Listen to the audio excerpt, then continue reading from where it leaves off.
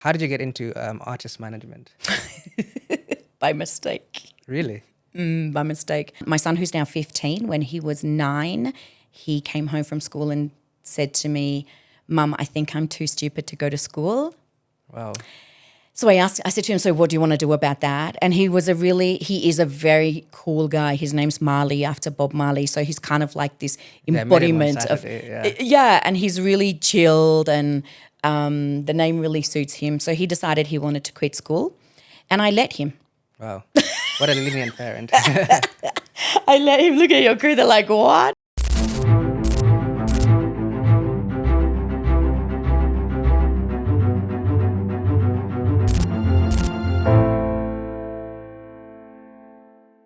Hi, everybody. Welcome to Thai Talks with me, Tyrone Kimeni. Thai Talks aspires to inspire the current and future generations by telling stories of people who have made it. Today, I'm very excited to have somebody who I met just the other day, but I must say we got on like a house on fire. She's originally from Adelaide, Australia. She moved to Kenya in the 90s to become a teacher.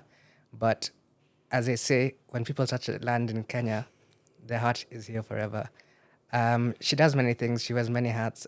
She's an educator. She's an author. She's an artist manager. She's a mother. All I can say, she's a jack of all trades. Ladies and gentlemen, Susan Knapp.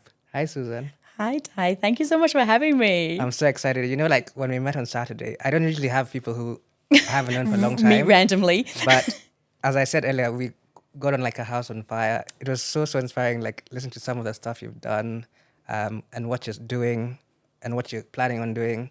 And I just knew I had to have you here today. Thank you. I really appreciate that.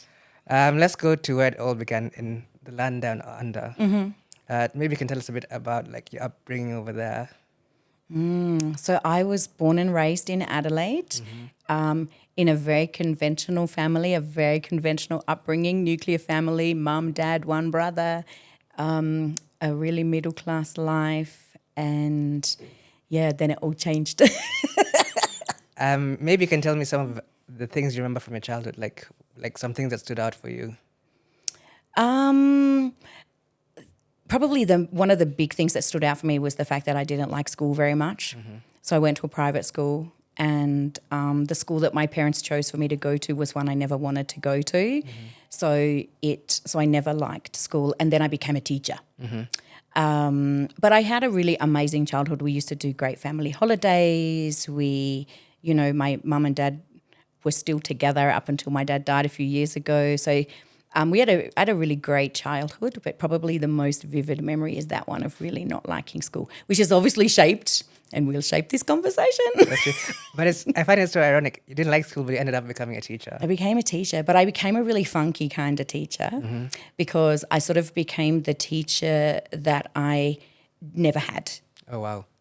Yeah, and I had one teacher, and I don't know what it was like for you, but I think quite often our educational journey is that we'll have one teacher That stands out. Yeah, who stands out and who really holds that power to change the trajectory of our lives. That's true. But that should be every teacher. Do you remember that teacher's name? I do remember that teacher's name. His name was Phil Lewis, and he was my teacher in year 12. And he was the one who encouraged me to follow my dreams and go to Africa. And I subsequently, after 25 years abroad, I went back to Adelaide and I found where he was teaching. Wow. And I went to say thank you. Wow. And he was principal of another Catholic school in Adelaide. And I ended up sending my daughter to that school because of him. Wow, that's incredible. He thought it was pretty incredible as well, yeah. Because you don't know, but I think every teacher should be that teacher. That's true. It shouldn't be the exception, it should be the rule. No, yeah. Yeah, so when I became a teacher, I was that teacher. I made it very intentional that I would be that teacher. So, for example, I used to have a popcorn machine in my classroom, and every lesson we'd make popcorn. Wow, that's amazing. And what I like is that your kids actually went to that high school, so it's basically like a full circle moment for you. It must have been really sentimental. And where I grew up in Adelaide, a lot of people send their children to the school that they went to. And a lot of my friends did that with their children, and I didn't do that. I actually wasn't even going to send Aaliyah to a Catholic school. But because she'd had most of her education in Qatar and then in Melbourne, but when she moved back to Adelaide, it was like, okay, well, I want you to be under the leadership and guidance of this person who guided me so phenomenally. Wow. And then, so you said you met this teacher who had an impact on you in year 12, and he encouraged you to come to Africa. Maybe you can tell us how you ended up in Africa exactly. So I'd always dreamed from being in that school that I didn't like very much. I had always dreamed of, there were three things. One was coming to Africa, two was braiding my hair, and three was adopting an African baby girl. I think you've done all three. I've done all three and more. Yeah. Yeah. So that was always the dream from when I was very young, and I did it. Wow, that's amazing. Your dreams actually became a reality. They certainly did. So you came to Kenya. What year was that, if you can remember? Oh my God, you probably weren't even born. I probably was, because you said 20-something years. So No, it's more than 20. I'm trying to be kind to myself. 1991. Oh, that's the year I was born, actually. So I was born. 1991, and I came over as a supervisor on a teenage exchange program that was an Australian-based program that sent students to live with families in Nairobi and Mombasa for 2 months. And so I just finished teachers college or uni, and I came as a supervisor. Wow. And fell in love with the place like the moment I Like landed. once you touched the Kenyan soil, you knew this is home for you. Yeah. Yeah. And so you stayed here for 2 months, then you went back to Australia. I ended up extending that trip and stayed for about 4 months. Then I went back to Australia and decided, at that point I was doing a postgraduate degree in Australia, and I decided, nope, I'm going to quit that. Sold my car, packed a bag and came back. And when you came back, what did you do? I rented a house in South B, Yeah. and I waited until I got a job, and it took me about 9 or 10 months, and then I got a teaching job here. So I actually started my teaching career here in Kenya. Do you remember what school that was? Yeah, that was at Premier Academy in Oh, wow. Parklands. Nice. So you came back, started working at Premier, fell in love with Kenya. Also, if I may recall, you met two adorable children who you ended up adopting. That was a little bit later. I'd been in Kenya for about 9 years. And then I met, and during that time period, I got into a relationship with a Kenyan, and we decided that we would adopt a baby together. And so we did. So in those days, it was the height of the AIDS pandemic, but it also wasn't very culturally accepted to adopt children. But he was a great guy, and he decided that he would agree for me to follow my dreams. Yeah. So we did. So she was 2 months old. Wow. She was born to a 14-year-old biological mother in Matari, and she's now about to turn 27. Wow. And she lives in Australia. And her name is Tashania, which means miracle. Wow, that's a very beautiful name. Thank you. Yeah. So going back to those 27 years ago, you adopted Tasania. How did life progress from there? Life changed a lot then, because that was sort of towards the end of the 90s when politics in Kenya were really becoming quite dangerous. There were lots of carjackings, different things going on. And so now, being a parent, I decided that I needed to be somewhere that was potentially a bit more stable. So that husband and I and Tashania, we moved back to Australia, and I hated it. So I stayed there for 2 years, and then left my husband there. He decided he wanted to go to uni there, left him there and moved to Malaysia, got a teaching job in Malaysia and moved there with Tashania, yeah. So that was... It's a long story, yeah. That's a long story. So that's Australia, that's Kenya, back to Australia, now Malaysia. Now Malaysia, yeah. How long were you in Malaysia for? So I was in Malaysia for 3 years teaching with only one child, still just with Tashania. And then from there, my husband then finished his degree and we moved to Qatar. Doha? Doha. Yeah. We were actually in Al Khor, which is about 60 kilometres from Doha, but we started off in Doha and spent 10 years living there, during which time I went to Qatar with one child, left with 4. Wow. So I adopted my second child from Kenya while I was living in Qatar. What year was that? oh my gosh, so she's just turned 21. Wow. And I got her when she was 6 months old. Wow. So she came from Missions of Charity in Huruma, and it was a very different adoption experience to that of Tashania's. We got accused of bribing a judge in order to get Aaliyah's adoption through. So at that time, the courts wanted to remove Aaliyah from our care and put her back into the orphanage.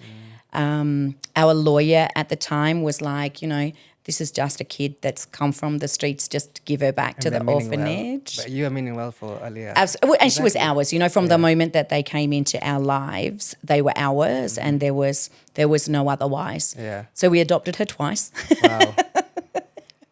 And then I had 2 children when I was in Qatar, 2 biological children. Yeah. Yeah. Speaking of your children, I really like how they have fallen into that entrepreneurial streak that you have. I mean, they say the apple doesn't fall far from the tree. Maybe you can tell us a bit about what your children do. I know they have their own businesses. You told me about this, but I think you'd be best to say what exactly they do. And I guess it's all it is interwoven to how we started the conversation regarding education and teaching, and what does education really look like. And I think post-COVID, education has really shifted a lot. So when my son who's now 15, when he was 9, he came home from school and said to me, "Mum, I think I'm too stupid to go to school." Wow. So I said to him, "So what do you want to do about that?" And he is a very cool guy. His name's Marley, after Bob Marley. So he's kind of like this embodiment of, and he's really chilled, and the name really suits him. So he decided he wanted to quit school, and I let him. Wow. What a lenient parent. I let him. Look at your crew. They're like, what? Yeah. And I let him. So that was then what it actually became was a very massive reflection of myself as an educator and as a mother and as a person, in terms of perhaps everything that I thought I was doing right for these children I was educating, I maybe wasn't. Because Marley had good teachers. He went to a good school. All of those things were actually in alignment, but it just wasn't for him. Yeah. So I, unlike a lot of parents, actually listened. That's amazing. Yeah, that is really amazing. So, and that evolved. That was sort of the catalyst to then, I gave Marley a year to actually unschool himself, and really just, school can be quite traumatic. So it was letting him unschool himself and just rest, and then find out how he wanted to navigate himself and guide himself through his own learning journey. And so we did that through entrepreneurship. Wow. And he started his own business. Fashion. Yeah, he started. It's more like a brand that reflects. His brand is called 99% Marley. He created 3 hashtags, which are 99% kindness, 99% gratitude, and 99% courage. And so the brand, as it evolves, is really about spreading those virtues into the world. Wow. And I think they got that humanitarian, what is it called? That humanitarian. Some call it a gift, some call it a curse. I think they got it from you. I think it is a gift, actually. Yeah. It's intrinsic, I think. And I love how he it's called 99%. Like, that hashtag just suits it like perfectly. Yes, you should interview him one day. He also has a podcast. Yeah. And then Amalia has never been to school. Yeah. So my 11-year-old has never been to school. So she also runs her own business. Yeah, I saw her. You sent me a clip of her, and she's already like been on shows already. So she's already like seeing. Yeah, they have. And in Australia, they both were part of a radio show that we ran.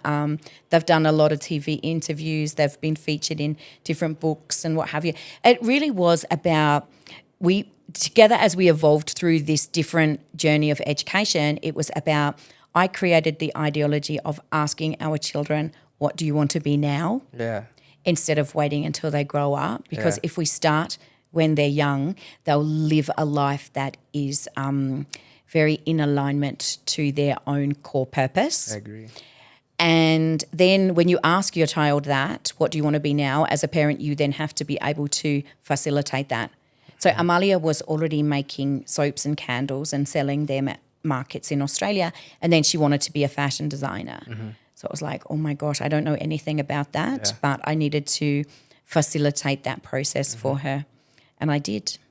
And what I love about you is that you're such a nurturing parent. You encourage your kids to like follow their dreams regardless of what happens. That's so true. But they actually take it for granted. Really? So they actually think like all parents are like this. But they're not. But they're not. So they'll like give me a hard time sometimes, and it's like, if only you knew. Yeah. Yeah, if only you knew. But yes, and I think that, again, I think COVID was quite a big threshold of change evolutionarily. We'll actually go back to that in a second. Okay. Before I ask you about COVID, because I know you did some amazing things during COVID, which we'll talk about. You've lived in, of course, you said Kenya, Australia, Malaysia, Qatar. Which other countries have you lived in? Rwanda. Uh-huh. And Were you teaching there as well? yes. Uh-huh. And that's it. Oh, nice. Yeah. And then how did you get into artist management? By mistake. Really? By mistake. I was here just after COVID. I know we keep talking about COVID.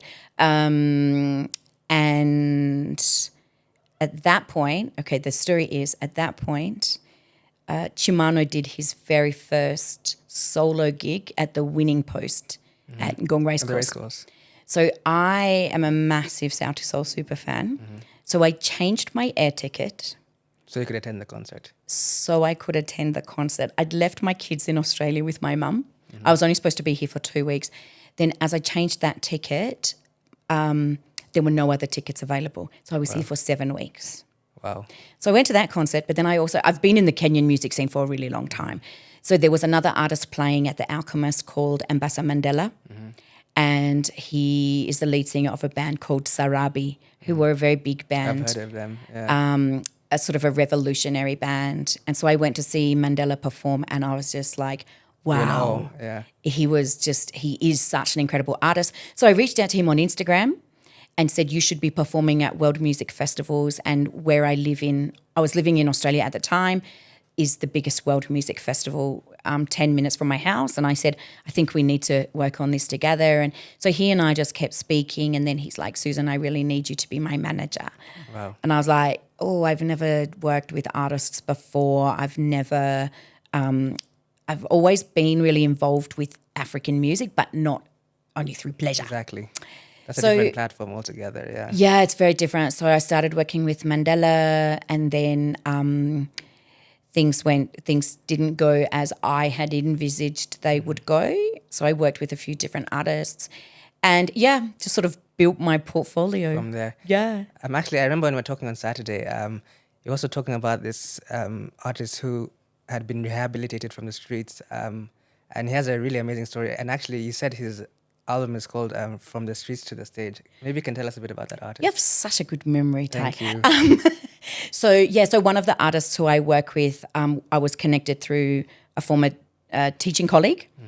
And this young man, I call him my angel in disguise. His name is Shepherd, and he is a former street kid from Westlands who was born in Kawangware, I think, spent many years, about 10 years on the streets, addicted to glue, living that life. And then my friend who I used to teach with actually found him and had him rehabilitated. He finished school, and then I met him, and now I'm working with him. We've written a book together called I Am Your Shepherd, and we are writing an album Actually, together. I think I've seen the book over there. No, his book is not here. I forgot to bring it. Oh, okay. But you'll interview him and he'll bring the book. And so, yes, we're writing an album which is called, what is it called? From the Streets to the Stage. From the Streets to the Stage, because he used to beg outside the Alchemist and now he performs at That is the such Alchemist. an amazing, amazing title. So after, I think that is the perfect title for I what he's done in know, his life. right? He's a fantastic young man. Yeah. And then, as we said, we'll go back to that topic of COVID. So 2019, you're in Australia, it was lockdown. You and your children did such an amazing job. Maybe you can tell us what you did. So at that point, I received an unexpected inheritance. And the intention of the inheritance was to make the lives of my children lighter. So at the time, I hadn't been back in Australia for very long, and I really don't think like an Australian. And so I went back to Australia as a bit of an observer rather than someone who is Australian. And so I decided that there were some things in Australia that were not really aligned with my values, having been in Kenya for such a long time, which was around things like consumerism and how quite often we believe the more things you have, the happier you will be. There's lots of people who have a lot of things and are not very happy. So I decided that for my own children, I needed to raise them with a real inherent value of contribution. So we used the inheritance to build 2 schools here in Kenya. Amazing. Yeah, that's why I wanted you to share with everyone. Yeah. So We during did. 2019, Susan and her family built 2 schools. So one in Korogocho and one in Kiserian. And I was creating a model of education that was designed to be high quality, low cost for people living in resource poor communities. So it's like even if you live in somewhere like Korogocho, why should you not have the same sort of educational resources as someone in Karen? Lavington. Oh, Yeah, exactly.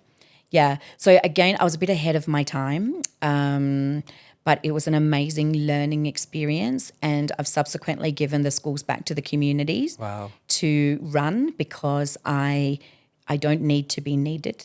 Wow, that's amazing.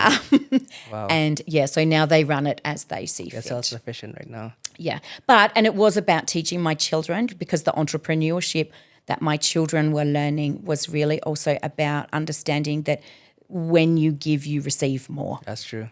So the kids' I profits really from actually believe in that. The more you give, the more you get. it's so true. And when you understand that you're here to be of service to others, you live a very intrinsically peaceful life. True. And so my kids were taught to earn their own money and then contribute their own money, part of it, not all of it, to the betterment of other people's growth and prosperity. I really respect that. Wow. Like, as I said on Saturday, I left that function saying Susan and I could have talked the whole day. Because I remember how we actually first encountered each other. I got there a bit late. You were already there. You left your phone on the table. Then you came back for your phone. And then you went back to where you're sitting. But then somehow you ended up back on the table, sitting next to me. And me, you, and my friend's mom talked for like hours. did. It was really incredible. We did. It was a great party. It was a really good party.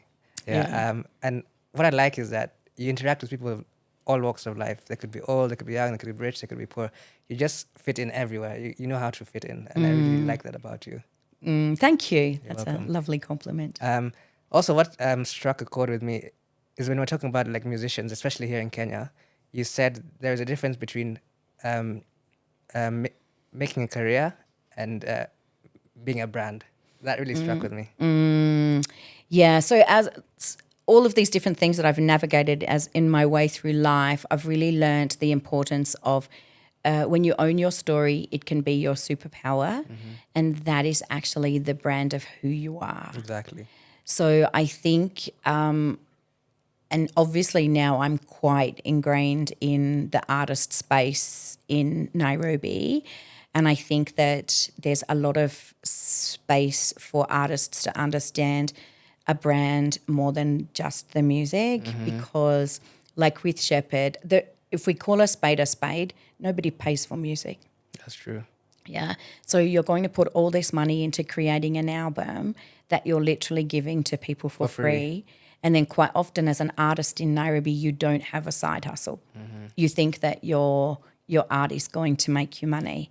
Gigs in Nairobi do not pay enough to sustain you. The ecosystem just doesn't work. And I think we mentioned, if you're in Australia and you're an artist, you'll be doing two other jobs. Yeah, we talked about this. Yeah, to feed your art. But here, quite often, the artist is just focus on that one thing. Focused on that one thing, and that one thing is generally the modality of art they feel the most comfortable with. So if they're a singer, that's what they focus on.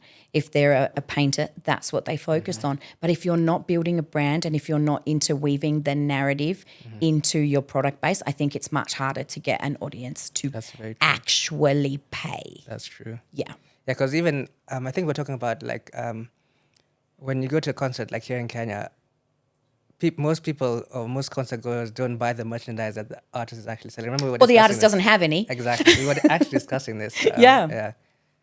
Yeah, and but I think even if you say to me, Susan, are you a Sauti Soul super fan? I'll say to you, yes. And then if you ask me the next question, and do you spend money on them? I'll say yes.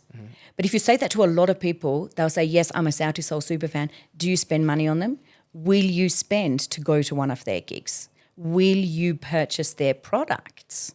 And most people actually answer no. Yeah, they'll just go to the gig, but they wouldn't buy, let's say, if it's a hoodie. And many people won't even go to the gig. Yeah, that's true. Many people won't even go to the gig. I'm the sort of fan who will get on a plane Super fan. to go to a gig. Yeah, and I think we haven't really cultivated that. I mean, maybe people will go to, maybe they'll get on a flight to go to South Africa to see Chris Brown. And a lot of Kenyans did, actually. And a lot of Kenyans did. Yeah, but are you going to pay $3,000 to enter Soulfest? They'll say it's a waste of money. Yeah. Let's call a spade, as you said. Yeah. So I think that it's, if for Kenyans as well, I think it's very much about supporting homegrown talent. You know, we all want free tickets. I think that's one thing we need to do, like support our very own. Big time, big time. And I think one thing we haven't touched on is that I believe Kenya holds the answer to the world's problems. That's what we discussed this on. We did, yeah. and I really, really, really believe that. And I think that there's a lot of social poverty in the Western world that the cure for that is actually the essence of Kenyan values. That's true. But I think in Kenya right now, where those values are becoming diluted, and we sort of aspire to things that are Western and those sort of ideologies. Whereas if we actually... Which is wrong. Which is, well, it's just not going to work. Yeah. It's just not going to work. So I think if we understand the power of supporting each other, if you're going to see an artist, you know, buy a ticket. And then everyone will grow together and then the light will really shine. Wow, that's amazing. I actually agree with you like 110%. Thanks. Yeah. If we can move on for a bit, you're actually a published author. You have a book actually called Nothing's Too Big. I do. Maybe you can tell us a bit about that book. So the book, I actually wrote the book ages and ages and ages ago because I've had this very rich life and all of my friends said to me, you must write a book, you must write a book.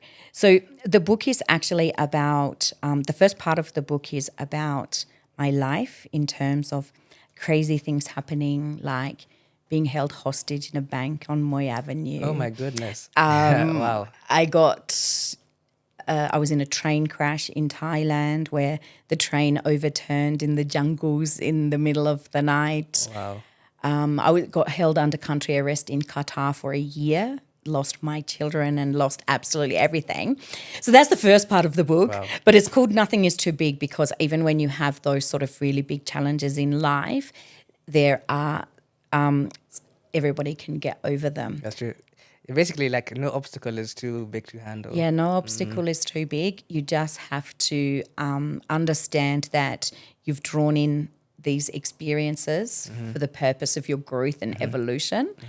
And so, yeah, so the first part of the book is about this crazy life that I led. And then the middle part is kind of my breakthrough, my breakdown to breakthrough. And it was all of the different things that I really did to sort of detox myself from life and then switch it into my purpose, which is kind of the humanitarian, raising my kids to be a bit outside of the box, working with artists to really shine their light onto the world and being in Kenya. Wow, that's amazing. I'm sure a lot of people want to grab a copy. Where can So the book, at the moment, the book is available on Amazon. Yeah, in Australia, it's a hard copy, but at the moment, here in Kenya, it's on Amazon. Do you plan on having them in any like bookshops or? I would love to. I have to work out how to do that. Yeah, maybe you can talk. I know some people. Excellent, excellent. And before we close, what would you say your purpose in life is, and what would you want your legacy as Susan to be? Oh, you ask good questions, Ty. Thank I love you. it. I think, what is my purpose? So I've learned that in life, if only one person has your back, you're okay. Yeah. So I think my purpose is to activate people to be the best versions of themselves. And that's because I learned that like the really hard way for myself. When you live in this space where you're not presenting the best version of yourself to the world, and then you can switch that around and then you can activate that within others, I think that's really quite a gift. And I do that now with lots of people. Yeah. And the legacy would be for my children to understand, or to just know that we governed our life through gratitude, through joy, and through a lot of fun. Wow, I love that. I also can't wait to share with others what you're working on, but of course I can't say because a lot of Because you'll interview that artist. Yeah, those are amazing things you're doing.